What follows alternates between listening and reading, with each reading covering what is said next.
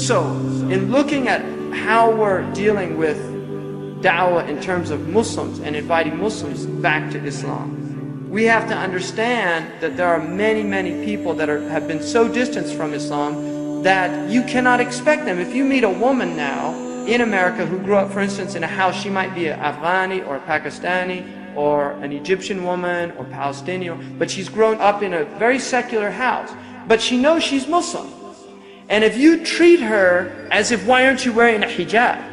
Why don't you cover your hair? Don't you know that's haram? There's a man that came to the Prophet of Allah, a Muslim, and gave him as a gift, this is in Sahih Muslim, gave him as a gift a bottle of wine. That was his present to the Prophet ﷺ. And the Prophet ﷺ said, أَوَلَمْ تَعْلَمْ أَنَّ اللَّهَ قَدْ حَرَّمَ الْخَمَرِ. Didn't you know that Allah prohibited wine? He said, لَا يَا رَسُولَ اللَّهِ. I didn't know that. And then he whispered to the man who came with him, his servant. And he said, what did you just tell him? He said, I told him to go sell it. And the Prophet ﷺ said, الَّذِي حَرَّمَ شَرْبَهُ قَدْ حَرَّمَ بَيْعَهُ. The one that prohibited its drinking also prohibited its selling. And he said, oh, in that case, go dump it out. Now, the Prophet ﷺ didn't say to him, what's wrong with you? How dare you bring me a bottle of wine as a gift? I mean, you might invite a very secularized Muslim to your house and he comes with a bottle of wine as a gift.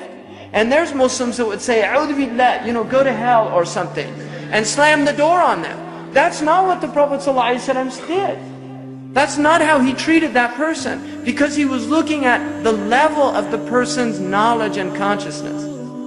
Now, one of the things about the people of Tasawwuf traditionally in the Muslim world is that they were known for their tolerance. They're people that were less condemnatory, less judgmental, which is obviously why they were very successful in calling other people to Islam. I'll give you an example. Habib Omar bin Mahfoud, who's a Yemeni scholar and has a madrasa in Tarim, an American was studying with him, and he said, if you want to call people in America to Islam, then it's based upon a condition that whoever you talk to, you see them as better than you. And he said, and the reason for that is Allah subhanahu wa ta'ala says, وَمَا كُنَّ مُعَذِّبِينَ حَتَّى نَبْعَثَ رَسُولًا. We do not punish people until we send them a messenger. And so those people who have not heard the message of Islam have an excuse with their Lord for whatever they're doing. Whereas any of your disobedience, you have no excuse. And so that is a different way of looking. Instead of looking at people with contempt, you actually look at them with compassion. Instead of seeing them as your enemies, you see them as your potential friends and brothers. And that's what the Quran says, عَسَى اللَّهُ أَن يَجْعَلَ بَيْنَكُمْ وَبَيْنَ الَّذِينَ عَدَيْتُم مِّنْهُم مَّوَدَّةً وَاللَّهُ قَدِيرٌ وَاللَّهُ غَفُورٌ رَحِيمٌ. Perhaps God will put between those that you now feel animosity or enmity towards, put between you and them love. And Allah is all-powerful, and Allah is forgiving and merciful. And Allah subhanahu wa ta'ala, when He said to the Prophet, لَيْسَ لَكَ مِنَ الْأَمْرِ شَيْءٍ, you have nothing to do with this.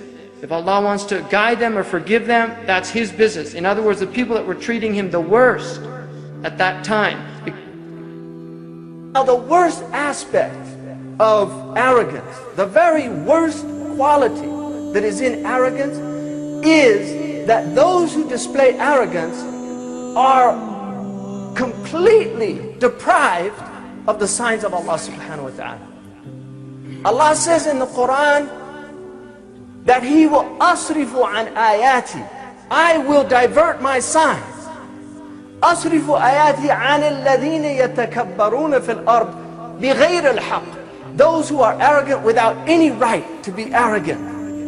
Wa in yaraw kulla ayatin la yu'minu biha, if they see every sign, they won't believe in it. وَإِنْ يَرَوْا سَبِيلَ الرُّشْدِ لَا يَتَّخِذُوهُ سَبِيلًا, if they see the clear path, if they see guidance, they won't take that path.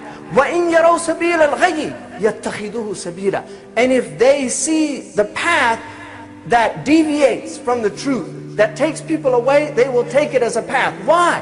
ذَلِكَ بِأَنَّهُمْ كَذَّبُوا بِآيَاتِنَا وَكَانُوا عَنْهَا غَافِلِينَ. That is because they denied our signs. They denied our signs out of arrogance. They denied our signs and they were heedless. Ghafla. And this is why Imam al-Junayd the great, they call him Imam al-Ta'ifatain, because he was a great faqih, but he was also a great spiritual master. Imam al-Junayd said, before learning about God, you have to empty your heart of arrogance. In traditional, when you study traditional science, they say, أهمها عقائد ثم فروع. The most important thing is learning aqidah, and then you learn fiqh. I learned, أول واجب على من كل فهم مكن من نذر أن يعرف الله والرسول بصفاته بما عليه نصب الآيات. The first obligation is to learn Allah and His Messenger. This is what they teach. If you go any traditional madrasa training, first thing you learn aqidah, because that's أول واجب. Imam al-Junayd said the first thing that you should teach somebody is what the signs of arrogance are, and teach them how to fight those signs in themselves. Because if they're not doing that actively, it's a waste of time to teach them anything else, because even if they learn the information, they won't have the knowledge. They won't have the knowledge. Arrogance is a disease. The Prophet ﷺ said once, he said, لن يدخل الجنة من كان في قلبه مثقال ذرة من كبر. No one will enter paradise if they have an atom's weight of arrogance in their heart. One atom's weight will prevent you from entering into paradise. One atom's weight. They forget that the Sahaba were all converts. The Sahaba were all converts. They converted to Islam. They weren't born in Islam. They were born in Jahiliyyah. But the Prophet ﷺ had the patience, the love, the care, the concern, and the forbearance to put up with all their arrogance, with all their Jahiliyyah for 23 years, until the entire Arabian Peninsula was in a state of Islam. وَلَقَدْ كَانَ لَكُمْ فِي رَسُولِ اللَّهِ إِسْوَةٌ حَسَنَةٌ. You have in the Messenger of Allah the best example. People won't put up for a person out here for 5 minutes talking about Islam. The Prophet put up with Abu Sufyan for almost 20 years, fighting him, but still calling him to Islam, until he finally became Muslim. And when he entered into Mecca, even though Abu Sufyan had fought him all those years, he honored Abu Sufyan. مَنْ دَخَلَ بَيْتَ أَبُو سُفْيَانَ كَانَ آمِنًا. Whoever enters into the house of Abu Sufyan is in a state of security. SubhanAllah. Because the Prophet didn't have this arrogance in his heart. Hashahu.